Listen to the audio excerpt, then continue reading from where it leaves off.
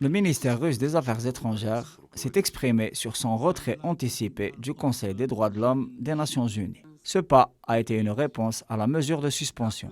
Le communiqué du ministère indique que Moscou, je cite, considère la résolution adoptée par l'Assemblée générale de l'ONU le 7 avril à New York visant à suspendre le siège de la Fédération de Russie au Conseil des droits de l'homme comme une mesure illégale. Le communiqué ajoute que cette décision est, je cite, politiquement motivée, visant à sanctionner de manière provocante un État souverain, membre de l'ONU, qui mène une politique intérieure et étrangère indépendante. Pour rappel, depuis le début de son opération spéciale, la Russie fait face à une pléthore de sanctions économiques et financières qualifiées par le président Poutine de guerre totale menée par l'Occident. Moscou a déploré l'utilisation du Conseil à des fins opportunistes par certains États et déplore les deux poids deux mesures pesant sur les institutions internationales. S'étant proclamé une référence en matière de droits de l'homme, ces États sont directement impliqués dans des violations flagrantes et massives des droits de l'homme.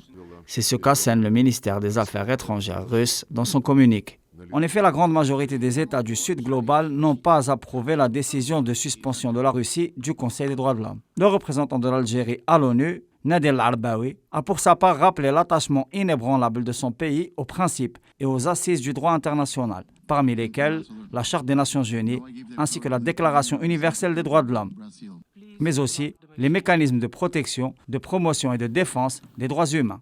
L'Algérie, par la voix de son représentant à New York, a condamné avec véhémence toutes les exactions, les violations commises et a exprimé la nécessité de permettre aux mécanismes multilatéraux spécialisés d'enquêter sur le terrain avec la garantie de neutralité pour permettre de mettre la lumière sur les faits et de rendre justice à toutes les victimes.